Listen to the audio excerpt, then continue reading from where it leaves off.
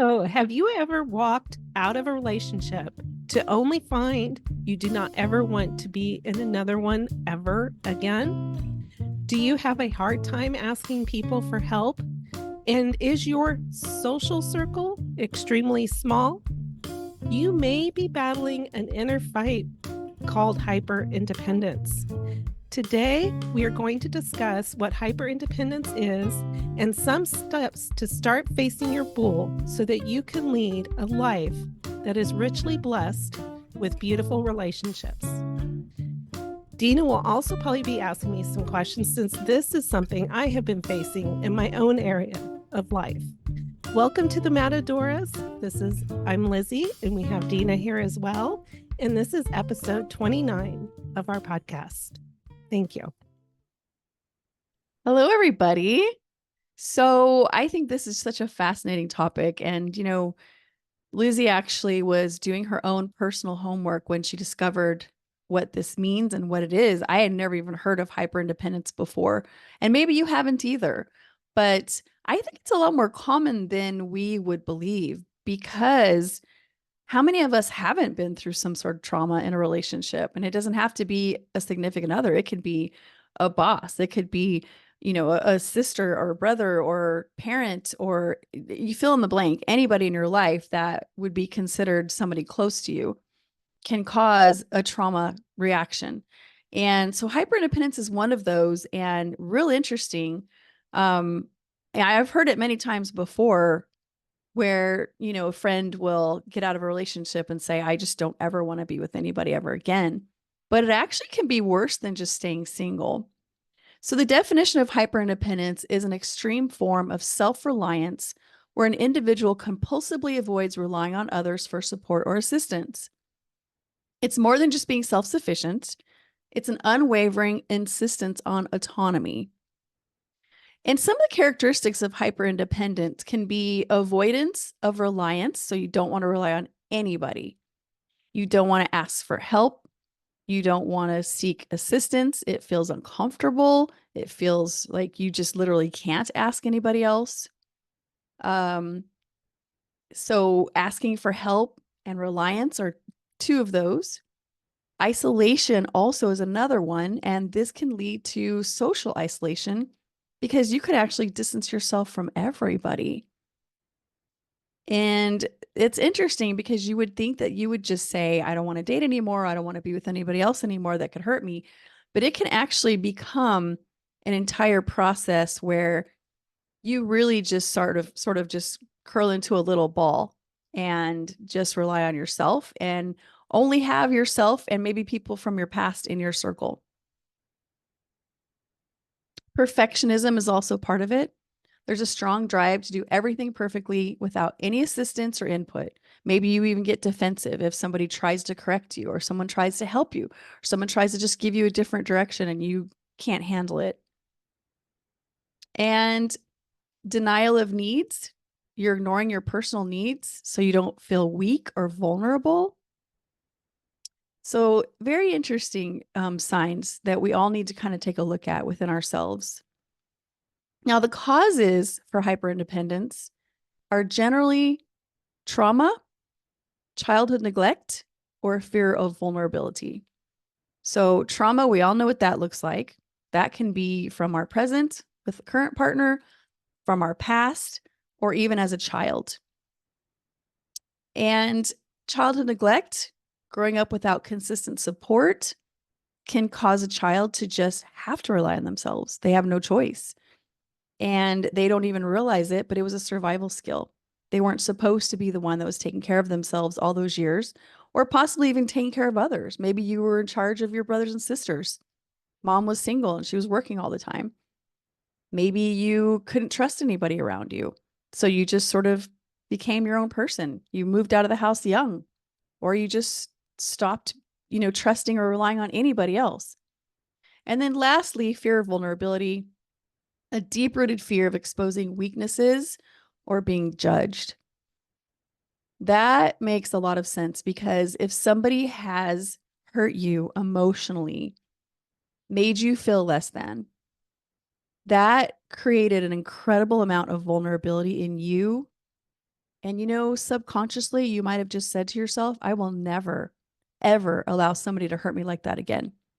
And the only way to do that is by cutting yourself off and always having your walls up.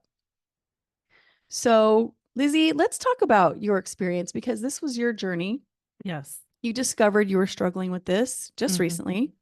Yeah. And let's talk about it. What do you want to say? What do you want to talk about? How do you want to approach this? Well, Dina and I were talking earlier, and one thing I've said about the Matadoras in this journey is I think Dina and I have done a lot of our own personal exploration and just relationships and ourselves. And we've grown. Both of us have grown a lot in this whole process. And recently I've had a couple situations that really put me in a raw and vulnerable position in my life. And besides picking up the phone, I realized I did not have any friends here, really. Like people that I call and say, hey, let's meet up, let's talk, or let's go to church together, or women's group, or play a game or something. And I realized that for years, because I've moved around almost every year since I left Rex in 2019, then I moved around a lot with him. I've lived in 8 different states. So in my mind, I'm like, well, I'm not going to make friends because I'm going to move again. I'm going to, um, you know, leave anyway. I'm going to be here. I'm going to be there. Da da da da da.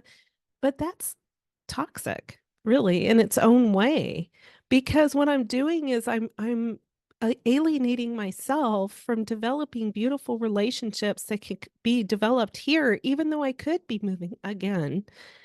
And I had to kind of self-reflect. Why do I do this? And I came to terms that there was two of the reasons why I am hyper independent, and that was because my fear of vulnerability, because I have been hurt, whether it's friendships, which I know everybody has probably with some person, whether it's your fault, their fault, whatever. And I was also because of my trauma from my first marriage, that I had lost, how to really socialize again after that marriage. And then when I was alone with my kids, I was so busy working. I mean, I interact really well with people that I work with. I love the people that I worked with. And then, you meet people when your kids are playing sports or having different activities. So it's a lot different when your kids are young. You can make relationships because you have something in common right away. But what about when you're 55 to 56? And life is just a little different and you moved around so much. So I had to really, like I said, self reflect. And I had to go, am I self sabotaging myself? Am I making it so that I won't and I don't want to make relationships because I've become so independent that I don't want to rely or depend on anybody? So those were kind of the questions that went through my head, Dina. I will say that there are things that I've learned that hyper independency will lead to, and that is emotional burnout, social isolation, strained relationships, because you have difficulty in building and maintaining relationships, missed opportunities, and then mental health issues due to continual isolation.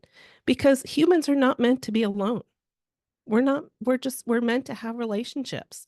Whether it's an intimate partner, other friendships, we need those relationships.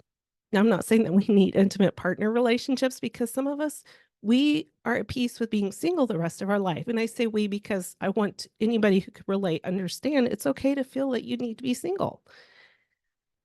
But it was kind of cool because as I'm going through this journey the last couple of weeks, this morning of all mornings, I was telling Dina this in my devotional. I was reading Daily Hope with Rick Warren, and the devotional was titled Fix the Problem, Not the Blame. And it started with, you only have a certain amount of emotional energy. When you're trying to resolve conflict, you can use that energy either to fix the blame or to fix the problem. You do not have enough energy to fix both. So you need to ask yourself, what's more important to to blame the other person or to resolve the conflict. So the thing that he was stating was choose to fix the problem, not the blame. And how many of us in our journey of healing spend so much time pointing fingers at the person that caused us the pain and not really fixing that problem? And I think in our whole journey with the Matadoras, I think that's a passion. You know, wouldn't you agree that we both desire to see people fix the problem and to be in a life that they're able to thrive and be victorious and live healthy lives? And this just may be one aspect of your life that you are needing to work on or you desire to work on, like me. So, some of the reasons why some of us do not fix it or work on that problem could be that we may be procrastinating, right? So, one thing about procrastination that I have read recently, and I'll share some books that I'm reading that are incredible that I would recommend, is learning to ask for help to encourage you through the process. And the reason why I say that is a lot of times we procrastinate, not because we're lazy, it's because it's a lonely journey. And if you're having to step out in a place that makes you anxious to meet new people or to nestle in a place and build relationships, it can cause a lot of anxiety, especially if you find and you know that you're an introvert. It's very lonely. So, you know, one thing that you can do, I'm going to encourage you if you feel that you're, you know, using procrastination is just a term, but if you feel that you are held back because making those steps is very lonely, maybe ask someone to hold you accountable. Maybe ask them, "Hey, can you text me?" I know Dina and I talked about one area that I actually have been a part of on the media aspect of it was Meetup.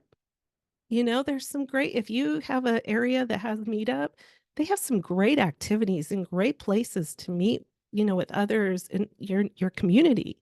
Or if you're one that likes to go to church, really step out and maybe join that group that you could meet weekly and build some relationships there.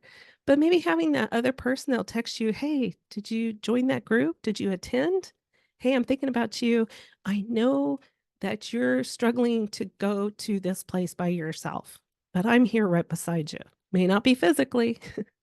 So don't hesitate to ask other people. Another thing, baby steps. A lot of times we would look at a whole big picture, but not always is that whole big picture realistic at the time when you're trying to deal with just one little thing at a time. So, one step at a time. If it may be this week, you're going to sign up for something to go do, but you're not actually taking that step to do it till the next week, those are baby steps and celebrate it. Okay. And if you're like me and you're like, I don't know what my hobbies are, this is your time to self explore. You might find something out there that you never would have thought of. Another one that is really hard for those of us that struggle with vulnerability, which is probably so many of us, do not expect yourself to be perfect in what you say, what you do, and do not allow your imperfections to hold you back to build those new relationships because you may be a blessing in someone else's life, just like they may be a blessing to yours. And finally, I would say surround yourself with people you know you can trust. And if they're so far away that you can only communicate right now in this era of your life through phone and other ways, then that you're still surrounding yourself with people you can trust. Not all the time do they need to be there, but it is important to try to develop those in-person relationships because we need them. You can't hug a phone. You can't sit close with a phone, but it's beautiful to know that those people are there as well. Yeah. So, what are your thoughts, Dina? Well, one of the first thoughts that comes to mind, and I'll ask this in a form of a question, Lizzie, Mhm. but I'm going to first say my thoughts about it. When I was first divorced from my ex-husband, your same ex-husband. Um, we had been married since I was 17 years old. So I went straight from a household with 4 little brothers and sisters and my mom to being married to having 4 kids of my own. And before I got divorced, all my kids had moved away. And my ex and I had moved out of state. So I'm in a new state in a brand new job. I knew nobody. All the kids had moved out. And I literally had nobody. And the loss was insurmountable. It was just absolutely incredible because I think it was in about a 2-year time frame or less that all of this happened. You know, empty nest, moving, divorce, all of it. And we moved to a state where there was nobody that I knew. It wasn't like we moved where there was extra family or I had some friends. Absolutely nobody. So my question is this, because this is kind of what I went through. When I started dating my now current husband,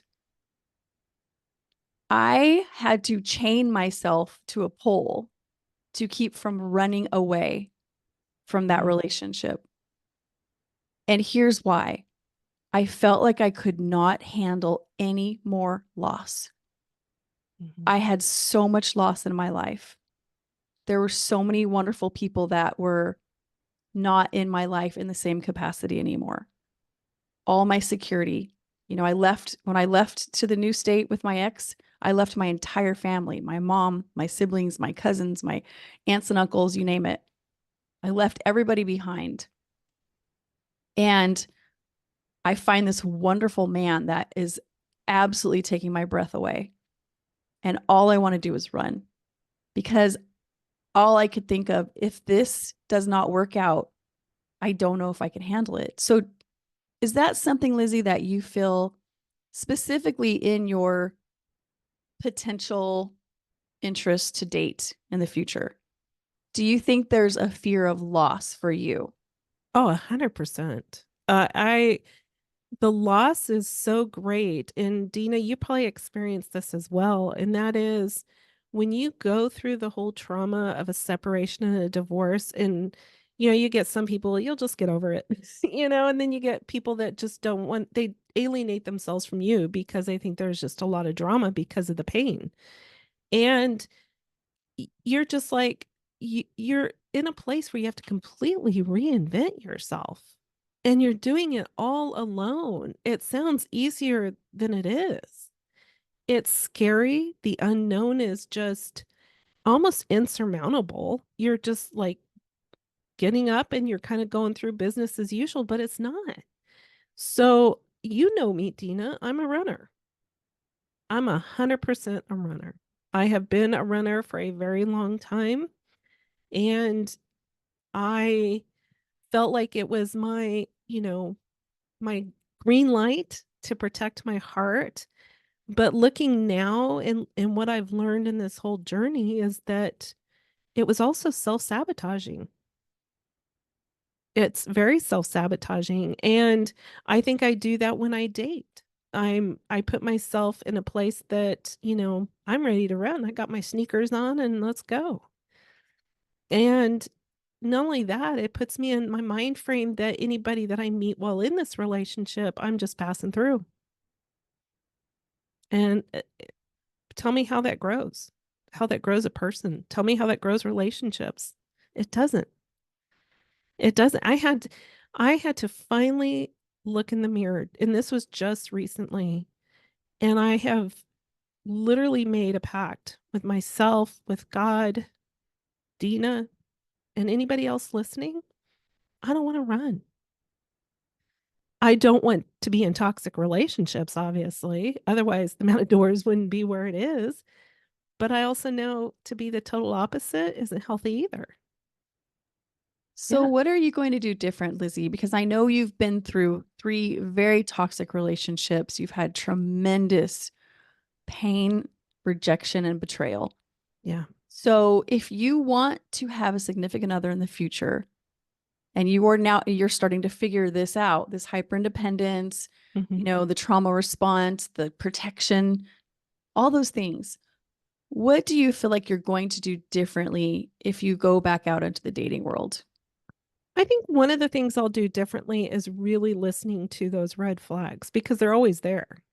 And also learning that to be vulnerable, and I wish people in the podcast can see me, but when I went through therapy, like after my first marriage, he said, you don't want to be where you're like holding your heart and you're just not letting anybody in, but you also don't want to be where like, here, I'm a free for all, come grab me. Letting go is a slow bit by bit. And, when you think somebody has given you a green light that they are trustworthy right out the door, doesn't mean that they're really trustworthy. It doesn't mean that they've earned the right to your whole heart. So, yes, proceed with caution. Look for those red flags. And that's why I think it's so important, even at a young age, to learn what these red flags are so that it's ingrained and it's automatic. So, when you see these things, to be careful. Now, if you see a red flag, it doesn't mean that that person is going to be what you think they are as a negative light. It could just be that they have their own things they're working through because they have their own vulnerabilities, they have their own brokenness to heal. So it's really understanding things about relationships, which we've had other podcasts, which I would say listen or get books on, toxic relationships or what healthy relationships look at like, understand what narcissism is all about. I think that will really give you some wisdom and gain some insight to what to look for. And just because the person prays does not mean that they are a trustworthy person. Yeah. Yes. Oh my gosh. Can we tell those stories, right? Yes. Go back to our financial abuse story and some of our women's recovery comedy club if you want to Yeah. know about that. But yeah. Okay. So looking for red flags and then taking it slower, I think, Hmm. I heard that.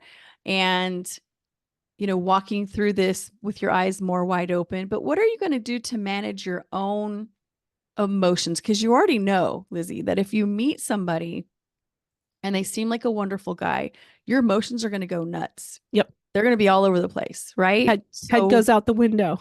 Yeah. well, yeah, definitely. And, Hmm. because, I think, I think sometimes just the act of dating can be traumatic because you're going back into a danger zone. Your brain has Hmm. already identified having a partner as a danger zone, right? Yeah. So you go back into that and everything starts screaming danger, danger, danger, danger, Hmm. retreat, isolate, get in a cave, hide, right?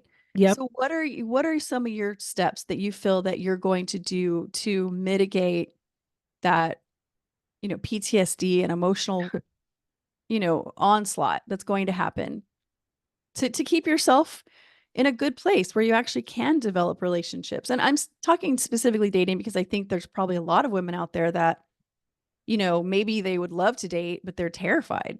Hmm. So what are you going to do to like help yourself walk through the process and be successful at it? Well, that's a really good question. And I think it can look different for different people. I think that if you find that you're extremely living life with sneakers ready to run, then maybe there's something more deeper that needs to be dealt with, and that's therapy, right? Um, I think also if you're not willing to be vulnerable, it could also be a warning flag that for yourself that you still have areas that need to heal before you date. I think I've seen a lot of times people go right from one dating relationship or marriage to date, date, date, date, but yet their pain has not been dealt with. And that pain is just an indicator that there's something wrong that you need to walk through and heal. So I think it's learning to self reflect in such a way. For me, this is me and my journey right now. Learning to self reflect as far as, am I self sabotaging myself, or is this hindrance to process this whole dating thing have anything to do with that I still have areas I need to heal? Is this something that I can't do on my own? Is this something that I need a therapist? Is this something that I need to be ultra sensitive to? Or am I saying I will not be vulnerable again. And so, therefore, self sabotaging any future relationship. It's probably like a baby step thing. That's just what I mean, if I'm looking at myself where I am today, Dina, I would say that I would have to just take that process slowly, kind of really evaluate my actions, my reactions to anything that, as it's moving forward in developing a new relationship. And am I listening to red flags, or am I so on edge waiting for that monster in the closet to come out that I'm ready to bolt? So I'm not really listening to the person that's talking to me. Does that make sense?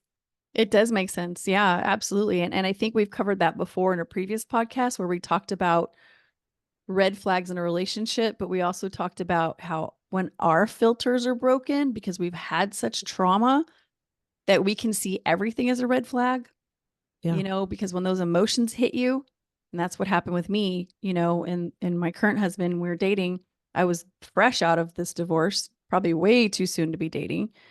And, everything he did to me was a red flag. And I was just convinced that I was just with the same kind of person there for not a long time, but a short time. And I did go to therapy, and the Mm, therapist helped me, discern an emotional overreaction with logic, mm, you know, and like, for instance, I kept saying, this guy's about to break up with me because, he used to text me 3 times a day.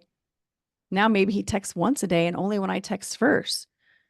And, the therapist had to talk me through it. He said, okay, is he still calling you in the evening like you said he was? Well, yeah. Is he still asking you on date nights? Well, yeah.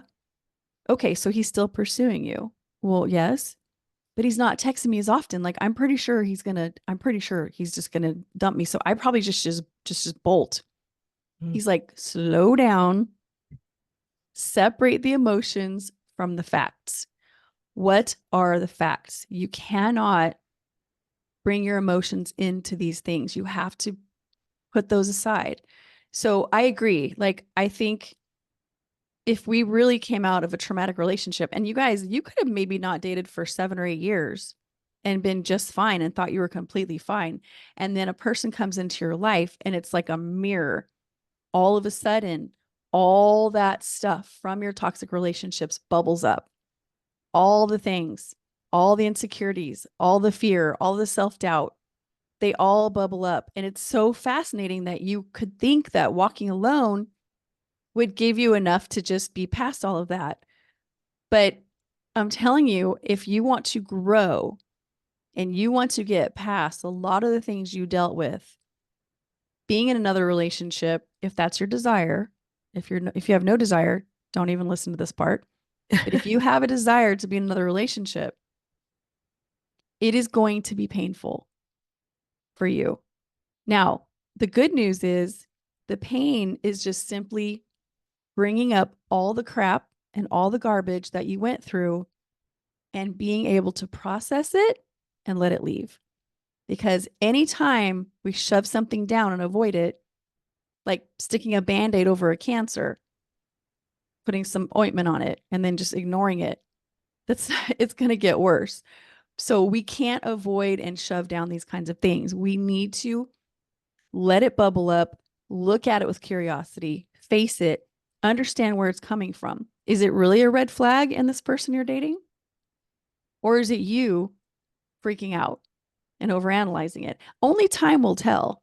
Mhm. Going to therapy is going to help you to process through it, but truly, we've said this many times before, the only way you're going to know if the red flags are you having a trauma response or the red flags are truly this person is a loser, the only way you're going to know is by taking some time and really vetting out who this person is and finding out, if they're a wonderful person or not.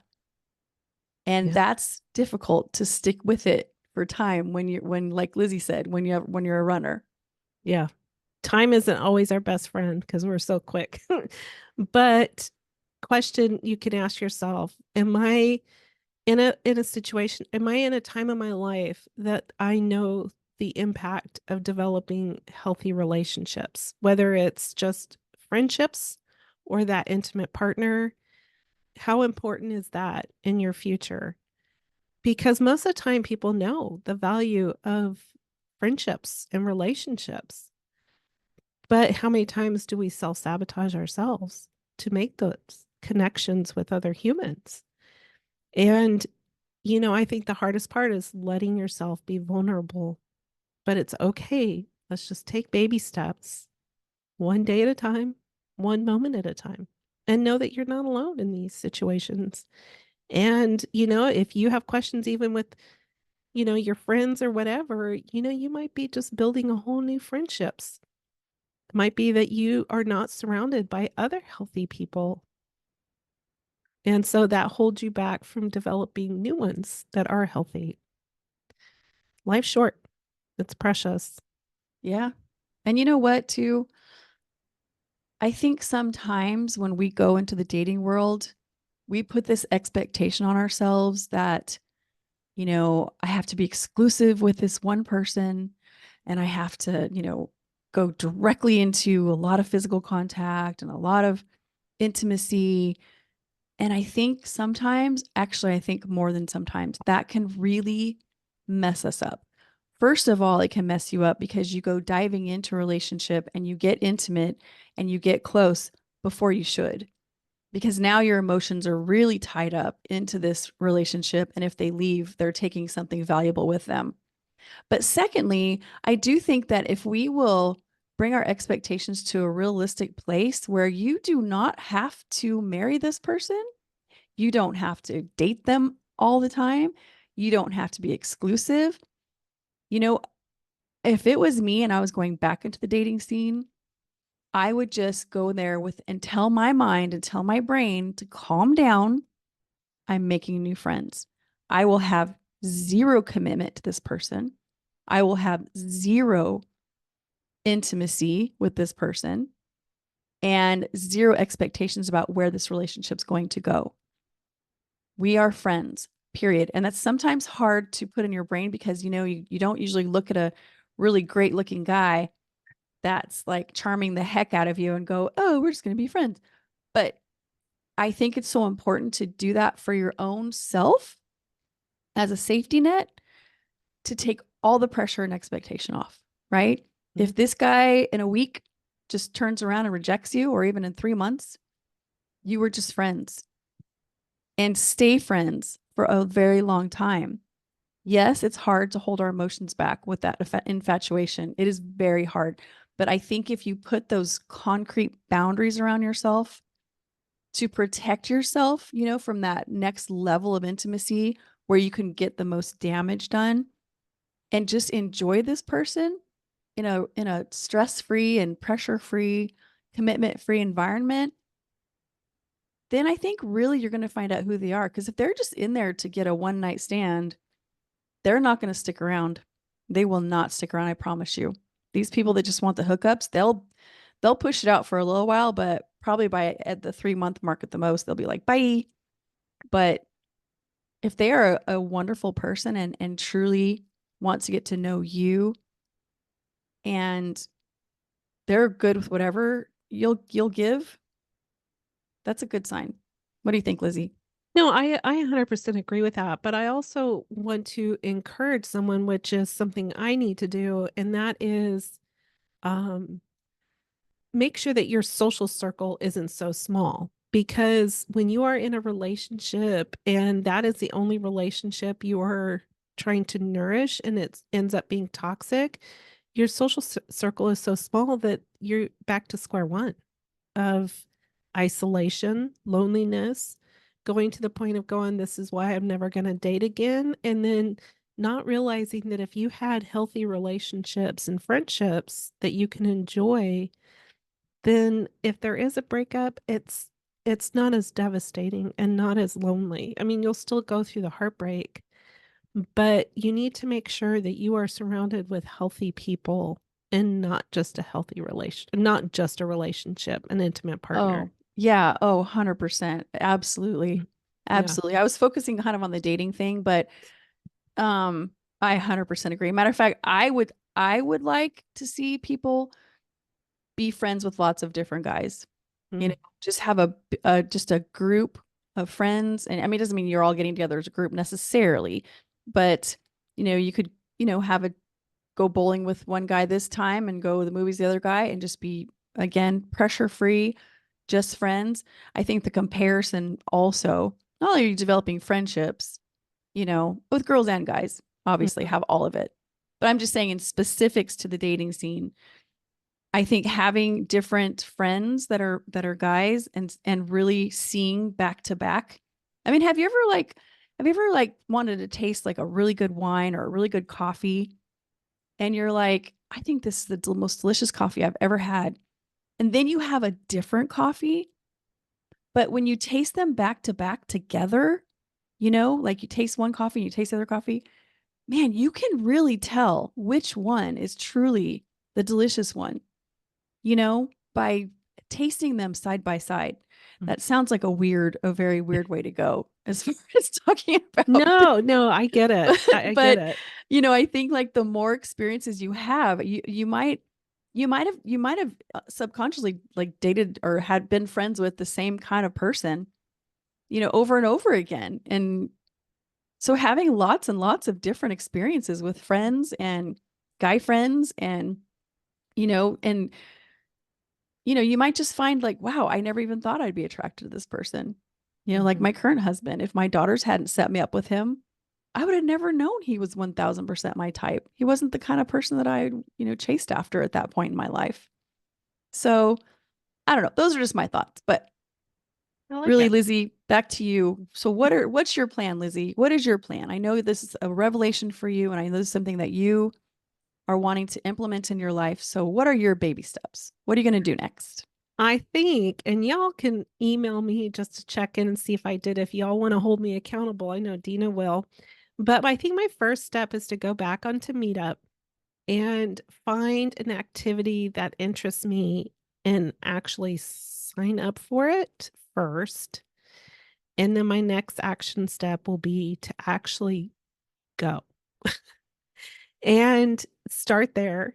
I Dina knows this. We've been talking about me going back into the dating world. I've been very um scared, but I want to be healthy, period, in a relationship because I realized that I'm not moving from the San Diego area.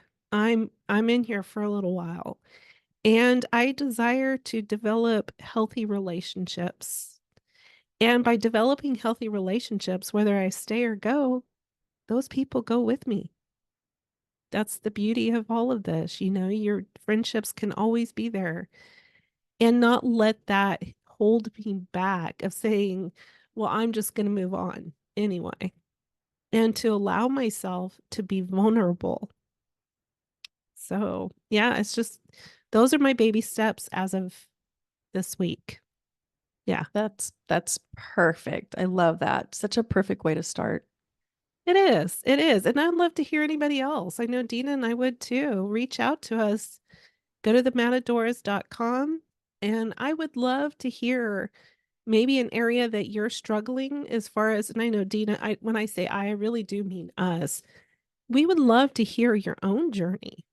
What steps, if you are somebody that deals with hyper independency and you feel very isolated and alone, I'm sure you're listening now going, I really want those relationships. Share with us what you might do this week as well, or next week, or whenever you listen to this podcast, because we're not going anywhere. We're here for the long haul. Yeah. Yeah. And I be love that. very, yeah, and just celebrate each step of the way and find the person that can help hold you accountable, whether it's to sign up for something, to try something, and then to actually do it. But you don't have to do both of those in one week.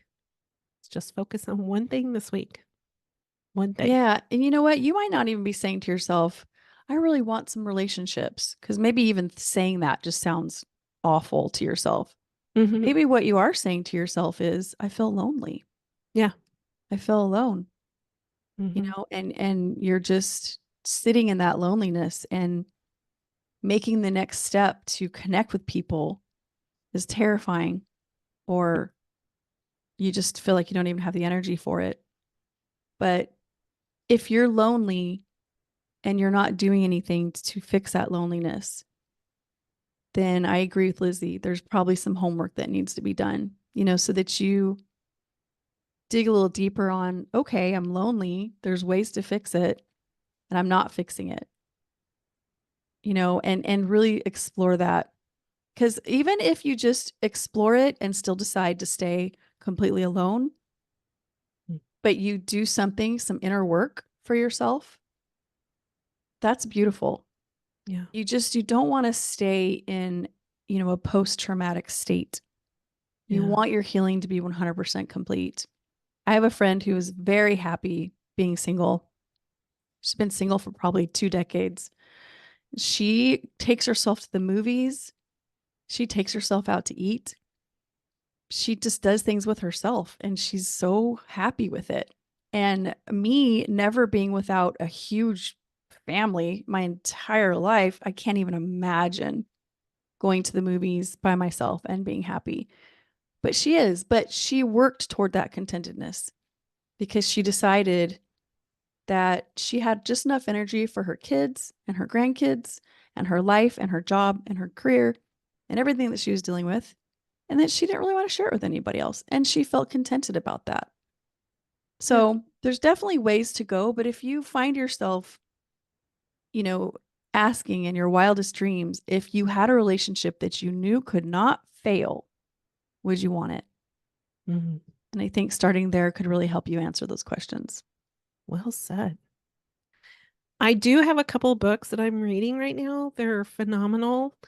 One of them is The Mountain Is You, Transforming Self-Sabotage into Self-Mastery by Brianna. I don't know if it's Weist or because it's not West, it's Wiest. Great book.